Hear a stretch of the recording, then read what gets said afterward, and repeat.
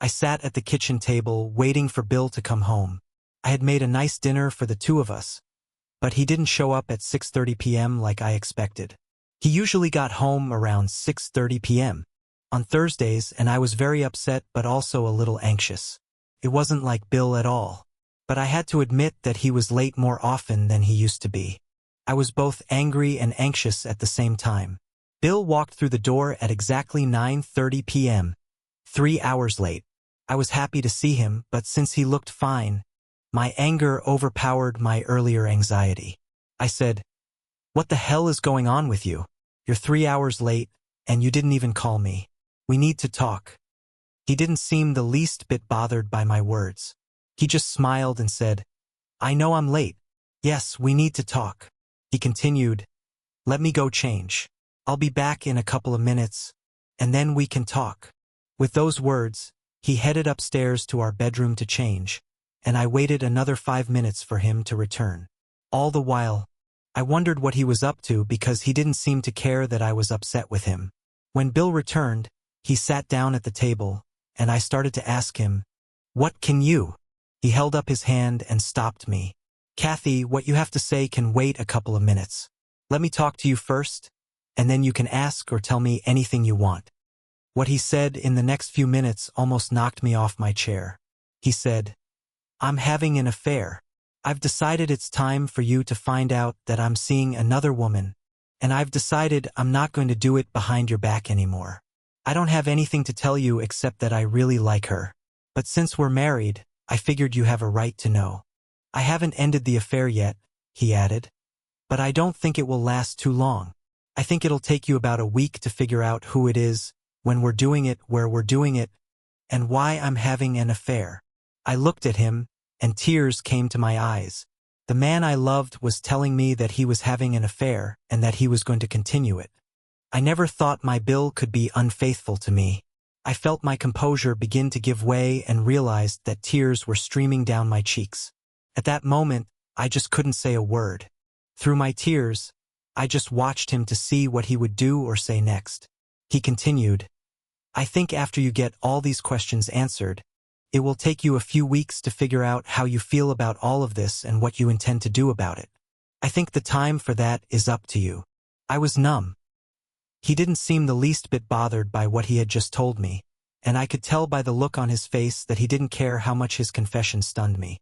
So he asked, "What did you want to talk to me about, Kathy?"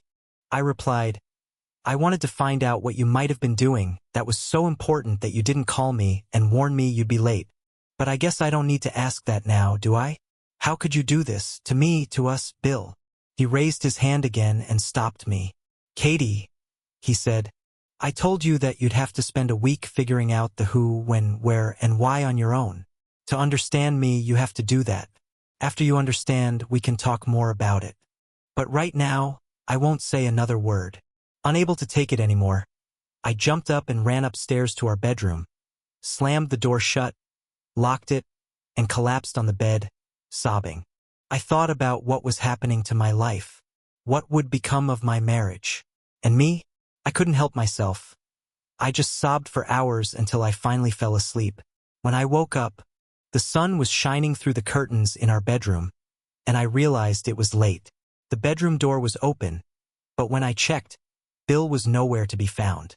I noticed that there was moisture in the shower and guessed that he had showered, gotten dressed, and left for work. I called the office and told them I wasn't feeling well and wouldn't be in that day, but I would be in on Monday. After hanging up, I took a shower, got dressed, and sat down with a cup of coffee, thinking about what had happened. I remembered what he said about me needing to find out who, when, where, and why to make sense of it all. Well, I would find out as soon as possible. I pulled out the phone book and searched the yellow pages for detective agencies. I called Private Eyes because their ads said they investigated cheating spouses. I told the receptionist what I was interested in, and she put me through to one of the detectives named Carl. Carl listened to what I knew and what I wanted to find out and then asked if I could come to their office with pictures of my husband and any other important information that might help them get the information they needed. I told him I could come around 1 p.m. if that would be okay with him. He said that would be fine, and I hung up the phone. At 1 p.m., I met with Carl and gave him a recent picture of Bill, along with our address, his work address, work number, and cell phone number. I also gave him the make, model, and license plate number of his car. I don't remember what else Carl asked, but I answered all of his questions. I told him that I needed the results of his investigation by noon on Thursday next week. He said that wouldn't be a problem and that his fee would be $300, with the total amount depending on the number of hours of surveillance and expenses incurred. I agreed that would be fair. We shook hands and I left. At 4 p.m., Bill called me at home and said, "I see you didn't show up for work today. Are you not feeling well?" I felt fine except for the shock of his deception. So I told him, I just didn't want to work today and took the day off. He asked me, "Do you feel well enough to go out to dinner tonight?" I replied, "I don't think I want to go out to dinner, but if you want to stop somewhere on the way home, I wouldn't mind." At 6:30 p.m., he walked in the door with Chinese food, including my favorite, sweet and sour chicken. While we ate, there was little conversation between us. But after dinner, we sat down at the table and had a drink each. Bill asked me how my day was and what I wanted to do over the weekend. It was as if we hadn't talked about anything at all the night before, as if there was no affair hanging over us. I said to him, "I don't know what I want to do this weekend. Do you have any ideas?" I couldn't believe this conversation. What was happening to me? We didn't do anything special over the weekend because there was so much tension between us. On Saturday, we just did chores around the house. He tried to make love to me, but because of how I felt, it didn't work out. Eventually, he just rolled over and fell asleep, while I lay there with my eyes open, thinking about the fact that he was with another woman. I know I cried quietly for a while before I eventually fell asleep. On Sunday, we went to church together. How could he go to church with me after admitting he was having an affair? In the middle of it, I just didn't know. But he went. Dinner and hurried into the bedroom to shower and change. I just knew he was with her that day. I knew because he avoided looking me in the eye. I knew because I could smell her perfume on his clothes. Bill didn't even try to make love to me that night, and I felt both sad and relieved at the same time. Sadness because I knew he was already satisfied with his mistress, and joy because I didn't think I could bear it, knowing he was already with her. Was I as good a lover as she was? Was he as good with me as he was with her? So many questions raced through my mind that I was glad rather than saddened that he didn't want me that night. But my heart ached that I was losing his love. Wednesday night was a repeat of Monday night. Bill was attentive and loving, and yes, he did want me that night. I wanted to talk about us again, but Bill refused to talk about it until the week was over. I just didn't understand him. I let him get busy with me, but again, there was no love or joy in it for me. Late Thursday night, I had an appointment with Carl. When I arrived, the receptionist gave me a strange look and called Carl to tell him I was there. Carl came out to meet me and led me into a small conference room. He said, "Kathy, we have a pretty complete investigation into what your husband has been up to." He spread out on a table photos, hotel receipts, cell phone records, and the like. I started looking at the evidence of my Bill's infidelity and was stunned all over again. The description said he left work early Tuesday morning with his secretary, Jennifer. They had lunch at a small diner on the outskirts of town and then drove to the Castle Motel. They pulled up to room 121 and went straight through the door. There were pictures of them leaving his office, getting into his car, having lunch at the diner, entering the motel, and yes, there were pictures of them both naked. According to the description, they left the motel around 6 p.m. He drove her back to his office, she left, and he came home to me. On the same day, Thursday, there were identical descriptions and documents. There was also an audio recording on Thursday because, once the private investigators figured out where they were meeting, they bugged the room and captured an audio recording. I listened to the audio recording, and by the time it was over, I was crying. Carl said, "That's all we have at the moment, Kathy, because they are still in the room. I think that's what you wanted. That's why we canceled the investigation." I answered him, "Yes, that's all I really need to know. Now all I have to do is figure out what to do about it." He told me, "If there is anything else we can do for you, Please feel free to contact me. I paid the remaining amount for their services, another $200, and went home. Upon returning home, I made a very difficult but necessary phone call. Upon arriving at the office, I asked to be connected to Brian, my supervisor. When he came on the line, I said, "Brian, it's Kathy. Bill knows everything. He knows I'm having an affair with you. He knows when and where we're meeting. I can't take this anymore. I love my husband, and I have to do everything I can to save my marriage. I have to stop seeing you, and I can no longer work for you. I am submitting my resignation immediately. I should have known that I wouldn't be able to keep my affair with Brian a secret. I should have known that Bill would eventually find out. I should have known how painful it would be for him and that he wouldn't just let it go. What I didn't know was the lengths he would go to in order to show me how stupid I was. My affair with Brian started about 2 months ago. He was my boss, and we spent a lot of time together every day working on different projects. I am 39 years old, and my birthday is in a month. Bill and I have been married for 15 years. I love him very much, and I know he loves me too. To explain why I started an affair with Brian, you have to understand what was going on in our marriage and how I felt about. My upcoming 40th birthday was approaching. We didn't have children because neither of us wanted to have a family. This was not a surprise to either of us because we had talked about it and agreed to it before we were married. Bill and I had good careers and we spent a lot of time developing them. Anyone who has been married for any number of years knows that, over time, you become comfortable with each other, and some of those special things you used to do for each other just stop happening. Bill and I were like that. We loved each other more and more each day, but honestly, neither of us was eager to express it. We just assumed the other knew. As I said, I was approaching my 40th birthday and wasn't getting any special attention from Bill. I guess I was very fragile emotionally, and for some reason, Brian began to notice this. He started doing all sorts of nice things for me.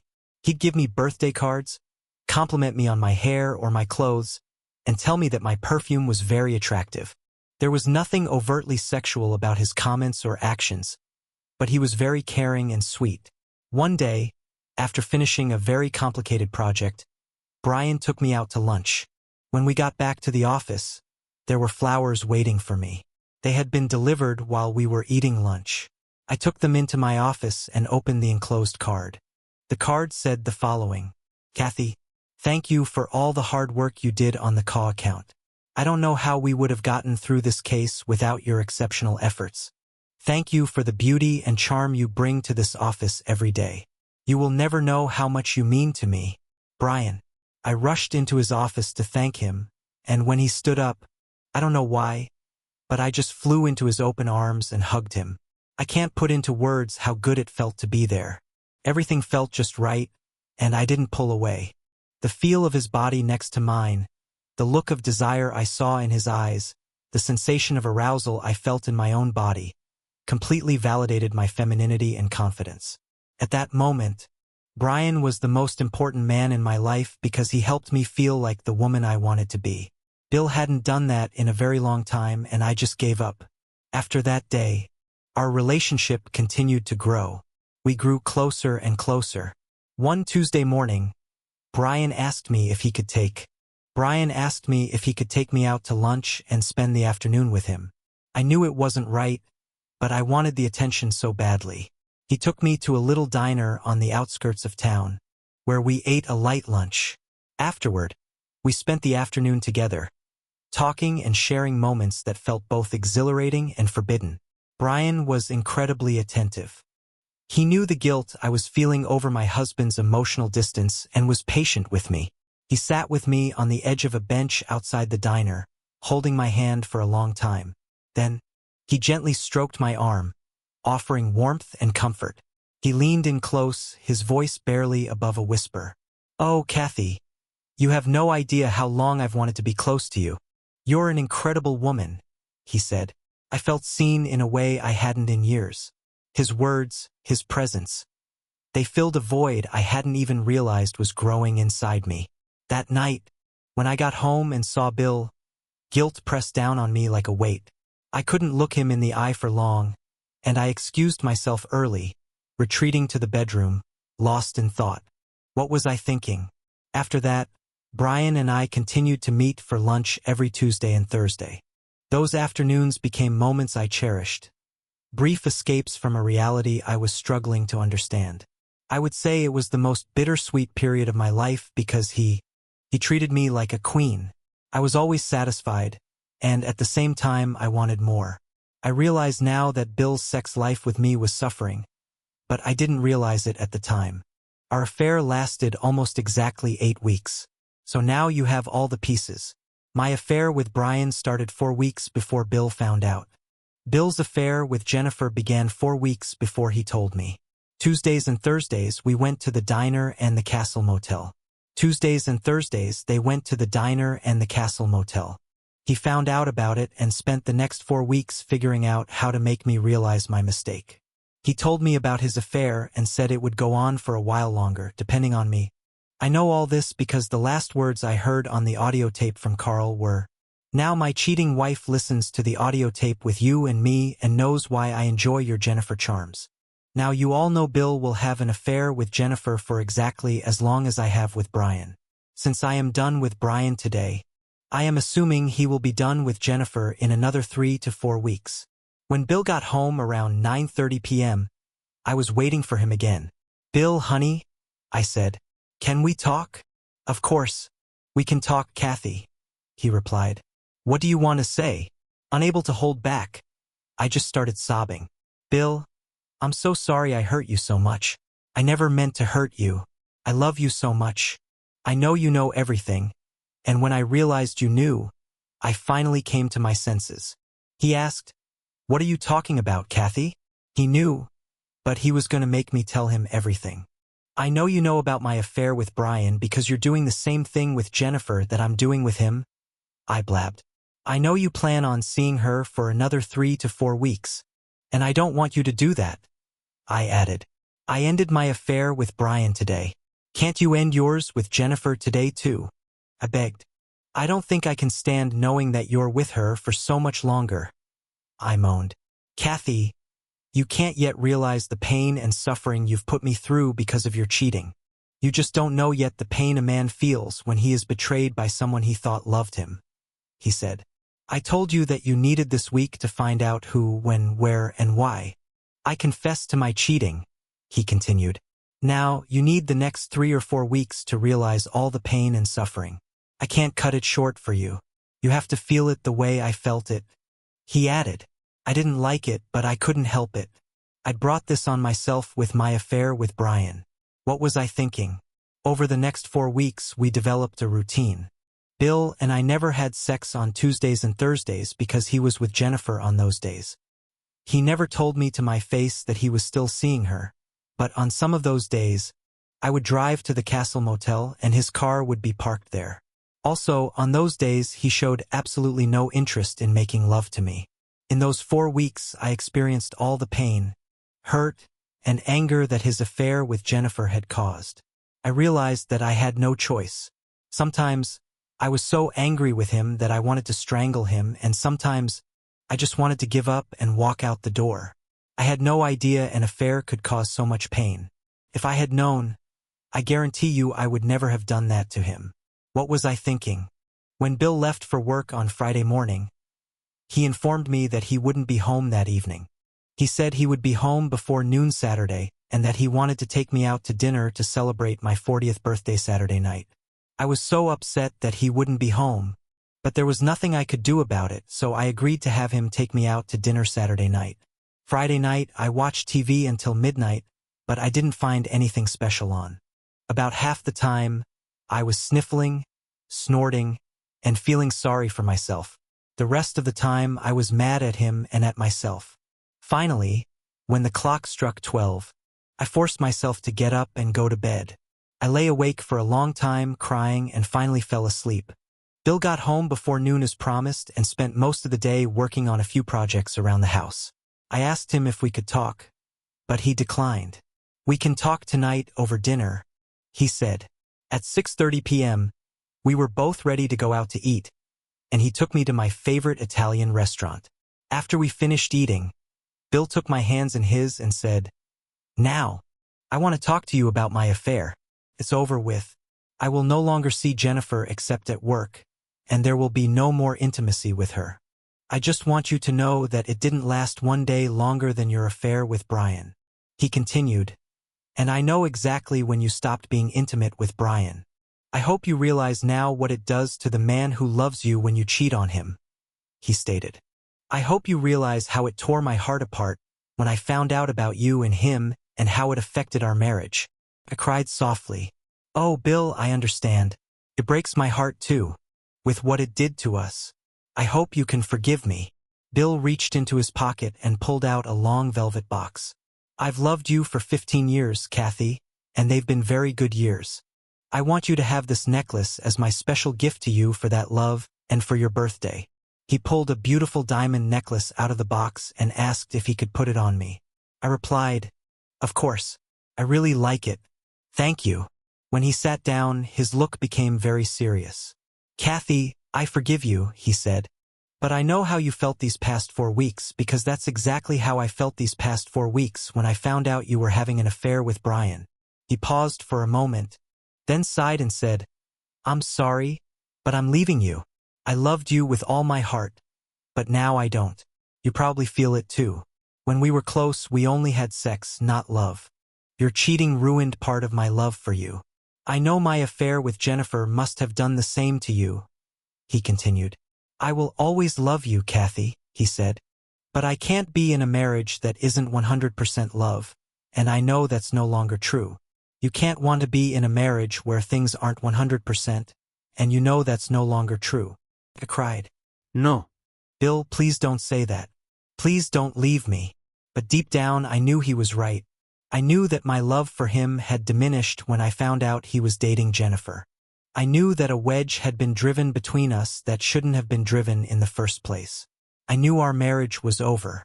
That weekend, we broke up. Bill moved into an apartment, and I was able to stay in the house. I found a job in the same industry as before and was able to afford the house, car, and clothes I needed. We agreed that we would keep in touch. So Bill and I talked on the phone a couple of times a week and saw each other from time to time. Once a month or so, we even had dinner together. When we were together, we would ask how each other was doing, talk about work, his apartment, and my house. When we parted, he would always kiss me on the cheek, and I would kiss him. When he left, the heartache I felt was just unbearable. Every time he stopped and turned to look at me, I could see the heartache in his eyes. Our divorce was finalized at the end of 6 months, and I spent all day alone in the house crying. It's been a year since our divorce, and I still haven't dated anyone. Every now and then, I go out with friends for a drink or to a party, but not very often. I've been told that Bill doesn't date either and only occasionally goes out with his friends. I guess neither of us is happy anymore. Sad to say, but the destruction of our marriage and our happiness is one of the consequences of both of our affairs. He ended things with his affair and I started with mine. What was I thinking?